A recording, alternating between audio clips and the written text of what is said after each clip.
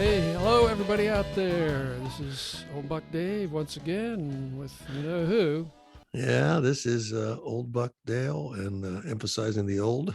I'm going to emphasize the buck. Okay. Yeah, getting old, I can tell you a little story about the getting old. They don't You call us the young bucks. Tell me your story. But, I'm a tinkerer. You know what? I I do guess know that. Yeah, yeah, I you, tinker you're with you're things. quite a tinkerer. You're way Yeah, better than I am. I tinker with things, and I'm actually quite okay at repairing. Not really repairing, but I can change the batteries in watches and stuff like that. All right, that's Yeah. that's that's pretty low key though. Well, Even let me yeah, here's let I me can do that. I want to hear a real tinker story. Come well, on, let me tell you. Okay, you got so to have something back there. I have my sort of my favorite work watch, and I was holding a wrench, and I was trying to break a fitting loose, and I jarred my wrist pretty good. And I even said to myself, I said, "Man, I wonder if this watch will take this kind of punishment." So I said, just to be on the safe side, I'll take it off and set it on the side, and I did. When I took this pressure washer apart and figured out what was wrong with it, and put it back together, put the watch on, and later on, I noticed that I had jarred the hour hand loose. You know Uh-huh. what I mean by that? Yeah. It's like it don't line up if This you is have the this is clearly an analog watch now. Right? yeah, This is yeah. an old buck watch. Well, none of it's a none, Timex. It's none of this digital stuff. not as digital None stuff. of I this want to see the fancy hands move. none of this fancy So, 1968 stuff, baby. yeah. So I realized that the hour hand, if it's on the 12 and the other hand's on the 6, they just don't match up. And of course, that's not going to fly. I say to myself, I've got to be able to fix this thing. Now, you realize to get to that hand on that watch, you literally have to take it apart, take the stem out, and hold it in your hand to do this. So yours truly starts taking the screws out, and immediately it becomes apparent that my eyes are not what they used to be. I know what These that's like. Yeah. these tiny little screws are now being very difficult to sort of match up with the screwdriver, and then so I plod along, and then of course I said, "Hey, I don't know how to get the stem out of this thing." So what do you do when you run run across that kind of a problem? Get a hammer. No, you Google it. Google it, You of Google it, course. say, You and you know, Google it. and you find somebody did Somebody's done it with already. exactly the Yeah. same kind of watch. They did it, Yeah. but I had to Google that thing. I had to play that probably 8 times because they didn't show enough detail as to where this guy was what he was pressing on to get the stem out. So after finally figuring that out, I got the stem out. Now I got the watches all apart, but you got to be very careful because if you expose the hands of second hands and stuff like that, you can bend them up and ruin the whole watch. I said, well, this is going to be a challenge if I can get this thing back together. So I put a little pressure on the hour hand and I managed to move it back beyond beyond where it should be. Beyond the proper. Yeah, beyond. I said, oh no. So now I've got to put the stem back in it to turn the hand back down, and so I finally get them lined up. To make a long story short, in the meantime, I'm concerned that I now have taken the stem in and out 4 times. I said, how lucky am I going to be to get this back in there without breaking these hands? So I put it together. I got it back in, put the stem back in, put it in, and the battery kept falling out. So I said, oh no. So I figured out I better put something between the battery and the case, and I did. And what's the logical thing that happens when you do something like this? I mean, you think about what you do. What's the logical thing? Yeah, what really always happens when you take a bunch of tiny You microscopic drop them. screws? Well, you got to drop You them. lose the screws. You lose them, of course. You lose the screw Uh, on a big flat table that I very carefully wanted to make sure I could wait a find. minute. But Wait a minute. How much does this watch cost? $14? no, this watch is probably $39, maybe 40 some dollars. But I've had it for a long time, and it's one All of them right, it's got ones that one sentimental of the old value. buck can actually see the face of. You know what I mean? It's big Mm-hmm. enough that you. So I'm thinking, oh no. So fortunately for me, I have a little cigar box that I use. I take everything apart. Like if I take an old cell phone apart or anything that I'm throwing away. Like I take all the screws out of it, and I take all the screws out of the old glasses, that hold the stems on. I always take them apart and I put them in the store, and I found one. So I got the watch back together, and so far it's working. So all I know is the old buck is realizing that he shouldn't do that. You get another happy ending. That's great. Yeah, I shouldn't do that too often. I mean, don't do that. Don't do that. Yeah. Next time that happens, that's my tinker story. I'll buy you a watch. It's probably cheaper, less angst. Yeah, less angst, and just if you hook two terminals up to your body and kind of made yourself an electromagnet, would that help? I mean, like if something dropped, it would like stick to your leg or something. No. Is that possible? No, I don't know. That's mad science, right? I think you'd have to understand that a magnet usually is a coil of wire around a metal rod. There's no way you could do that. Well, if you wrapped the coil of wire around yourself and used your red blood cells, you couldn't do it.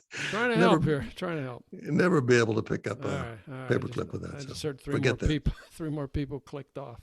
Speaking of that story, I got some news of the world here that I've just kind of jotted down over the last couple of days. I thought we might want to mull over it. Okay. Yeah, coffee cups are out there. Any subject is plausible when two old bucks get together. Yeah. There's a hunt on for the sterile neutrino. The sterile neutrino. I knew there was a hunt for the neutrino, but I didn't know this is the one. They're looking for the sterile. This would be the fourth neutrino. Okay, they've got three other ones they've already identified. Electron's one of them. Okay, there are these subatomic particles that they're all over the universe, maybe like dark matter. I don't know, but they don't react with anything in the everyday world, so it's hard to measure them. Meaning it goes through everything. It goes. I got to believe that. Every second, billions of them pass right through the earth and everyone living on it. And out the other side. Yeah. So what good is it? I mean, what do they want to find it for? Oh, you're right. I don't know. They got nothing else to do. They're like you probably read the whole article. Knowing you probably read the whole story about this thing. These guys are like, I guess, with the old bucks without a podcast. I got something. I don't know. Well, here's something more. Yeah. What good is it? Doesn't hurt you. Richard Branson crashed his bike in the Virgin Islands, going on a downhill with a riding buddy. It was a charity ride, so it was for a good cause. But once again, he was probably being a little reckless. He's a risk taker. He lost control of the bike. He said he put his brakes on, and they didn't work. I don't know about that. Richard Branson had a cheap bike, a rental bike from one of the beach guys. Well, he said something like he had three choices. He could ride over the side of it was like on a cliffside. He could ride into an oncoming car, or he could ride into his riding buddy. So he rode into his riding buddy, and they both got pretty beat up.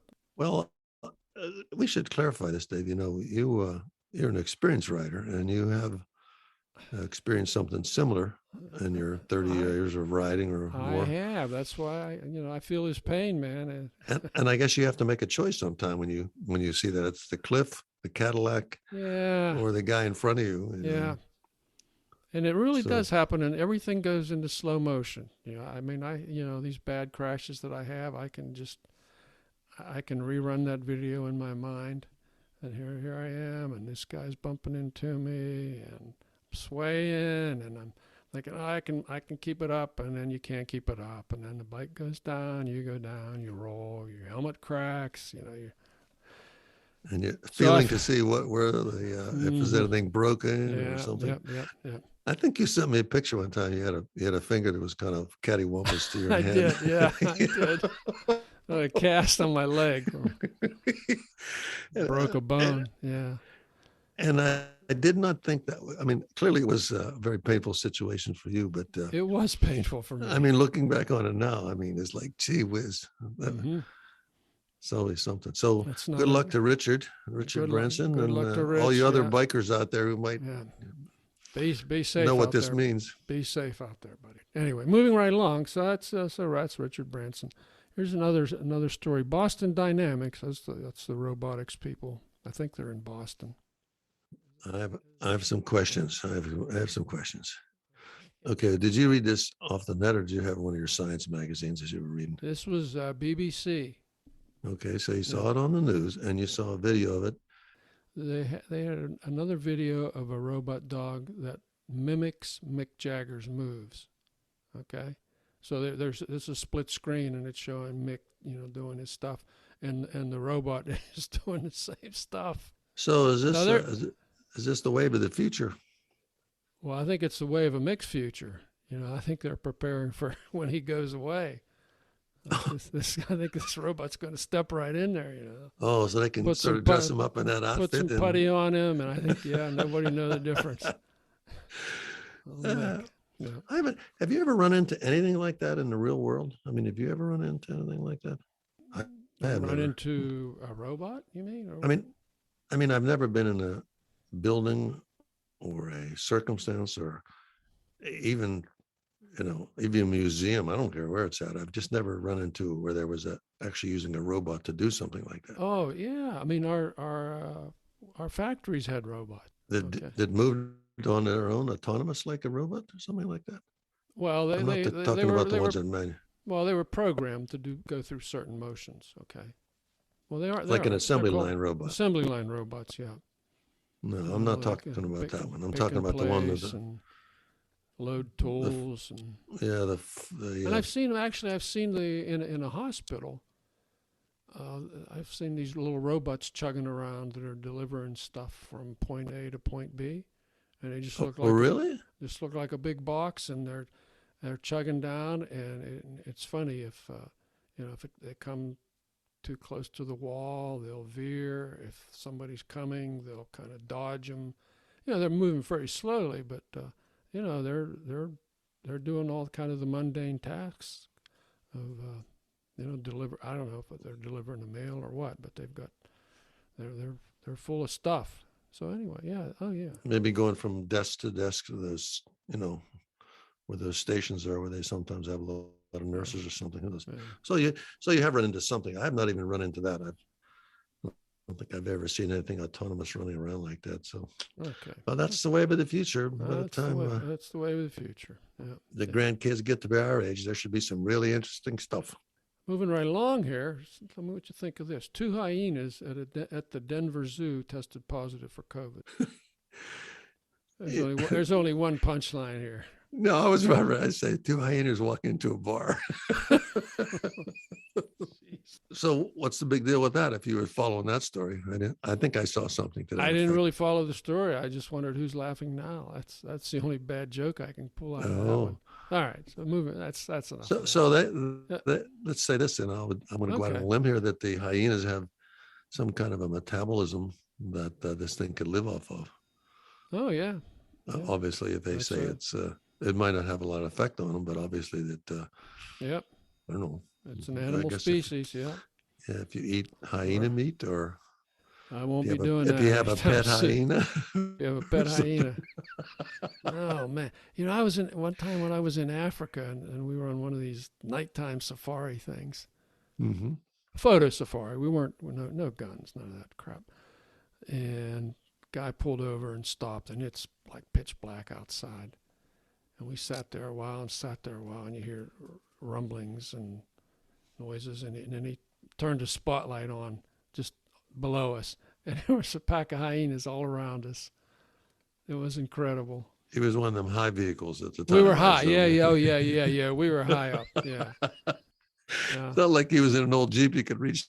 Yeah, I mean, they were just curious. They didn't seem to have any mean streak in them. They were just kind of walking around, looking at us. And I thought, wow, I'm in their territory now. Yeah. Hey, speaking of just out of curiosity, animal kind of things, do you ever watch those nature programs on PBS? Once in a while, I do. There was one the other day. It's called The Elephant and the Termite. The name itself intrigued me, and I said, well, I wonder what the relationship was. And it turns out that the termites will build this mound and they drag up the soil and they make this all stick together. And then when Mm-hmm. they abandon this mound, this soil has certain stuff that the elephants like. So they come up and they rub against it, and they kind of smash it up to get to this termite sand. Whatever it is they like. Yeah, termite material. Termite turds, or I don't know. Yeah, so they tear this up, and then as they do this, they make a hole in the ground, and as they dig deeper, this hole ends up holding a little water. And after some time, a couple 100 years or whatever it takes, but the water then turns into a pool, and this whole life cycle just focuses on. Absolutely amazing, fascinating. That's amazing, isn't it? Yeah. So yeah. You got. But those are really good. And what gets me now, they're able to photograph these things like inside. They must have the it's amazing. You know, those cameras are on the end of those probes or something. Elephant and a termite. If it's on, Elephant and a termite. Check it out. Okay, check it out, everybody. Write that down. Elephant and a termite. PBS. Anyway, hey, I got a sports story.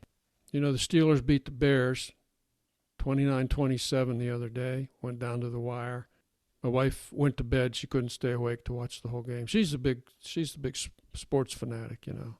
I'm a Steeler fan. She's a bigger football fan than I am.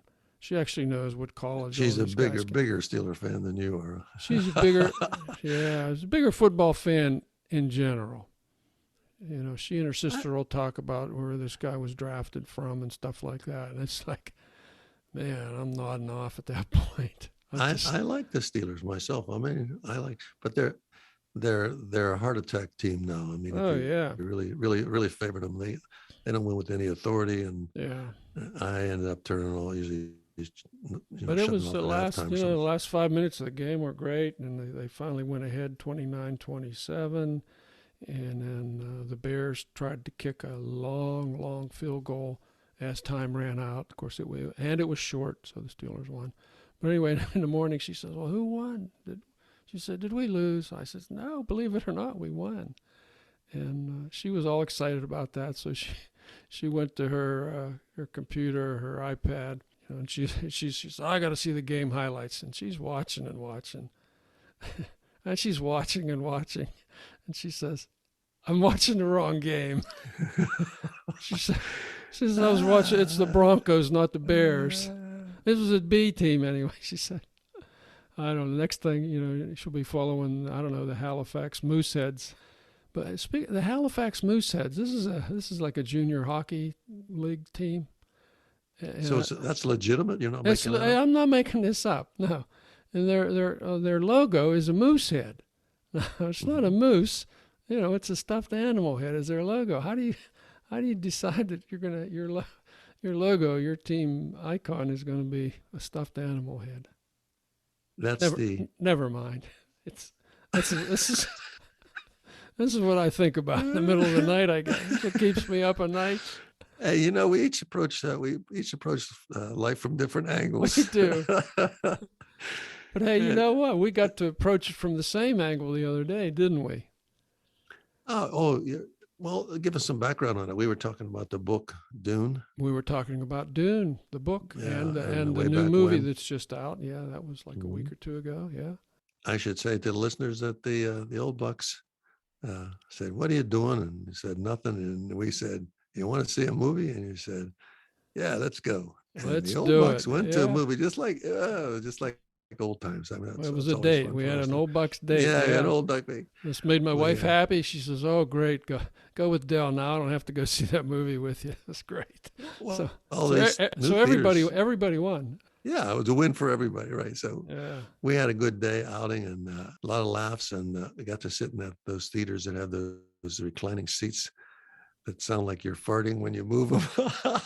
You did a lot of moving, buddy. Yeah, at least I think you were moving. I hope you were moving. Yeah. Everybody that moves them, and you're going, oh, my soul. Man. So we went out to saw the movie Dune, and we analyzed it a little bit. But what is your basic thoughts on it? I thought it was that's pre-Star Wars, wasn't it? I'm pretty sure it was. I think it was, yeah. Well, yeah, I think the book was out before Star Wars. You know, my view of the movie, I thought that the movie, kind of carved out the main theme of the book pretty well. all the subplots and the backstories that help you make sense of everything are missing, or they're touched on very lightly. And I understand they have time constraints; they can only cram so much in, and they can't do all the nuance stuff. And of course, this was part one. There's going to be part two here. So I mean, it should have been like a mini series to do the book justice. But of course, you couldn't do a TV series. They did some pretty magnificent scenes. The stuff that they shot was pretty spectacular in a lot of ways.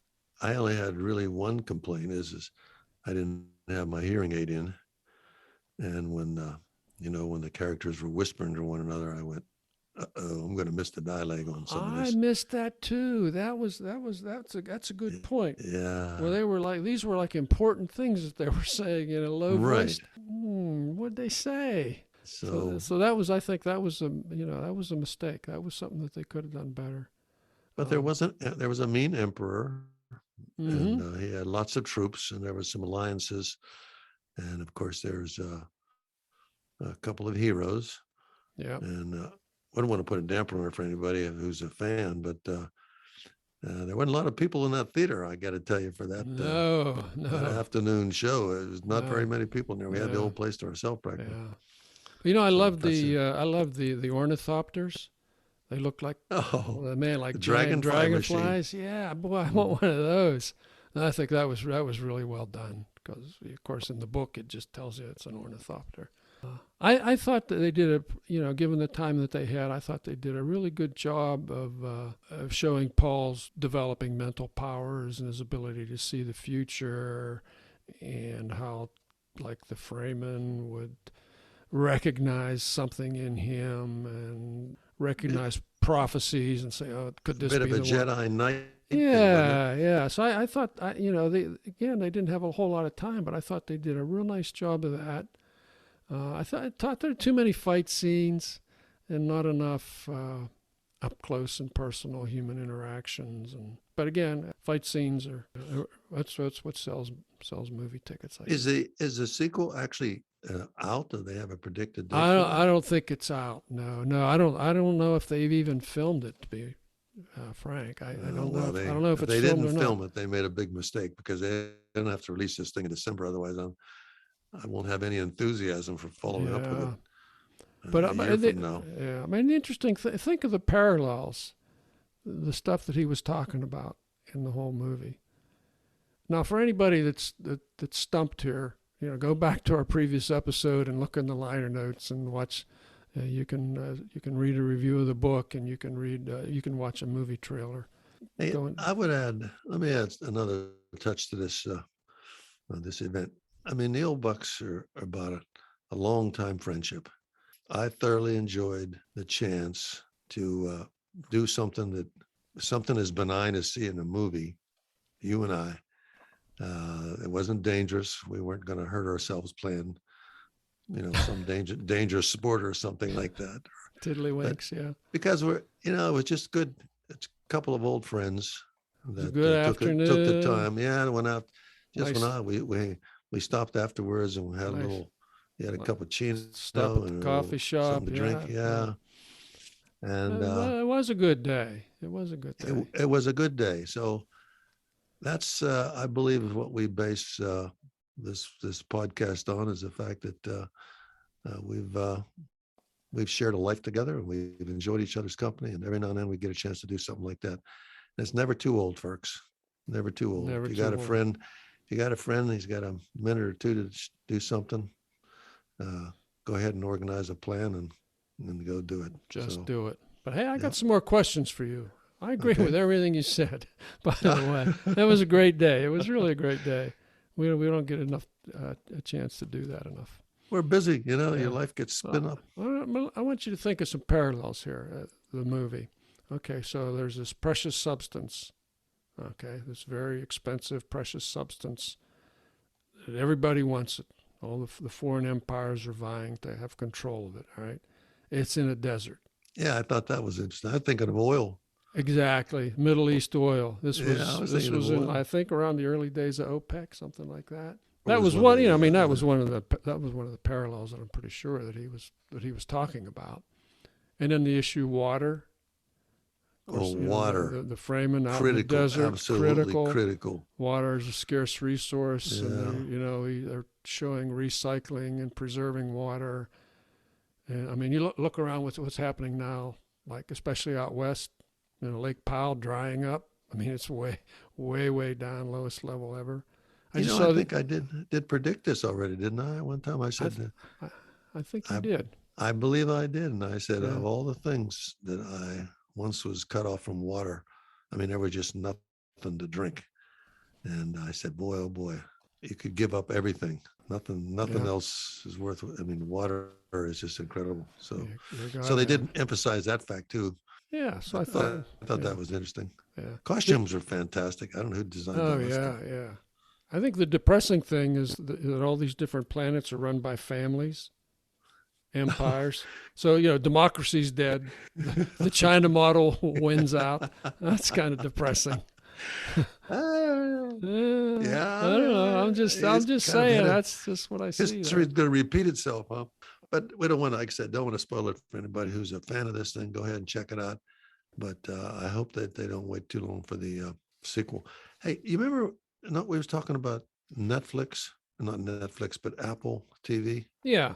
And you were going to check out a Tom Hanks thing.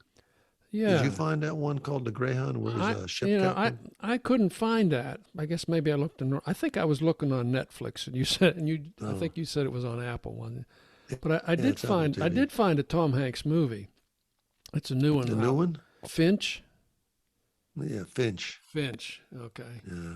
So without ruining it for anybody, what do you give that? How many stars? Well, look, it's Tom Hanks, right? It's a Tom Hanks vehicle. How many stars? Maybe 2. Okay, maybe 2 out of 5. Go. Say no more. It was just Tom Hanks being sweet old Tom Hanks. Okay. Once we become once we have a giant following on our movie reviews. Oh boy.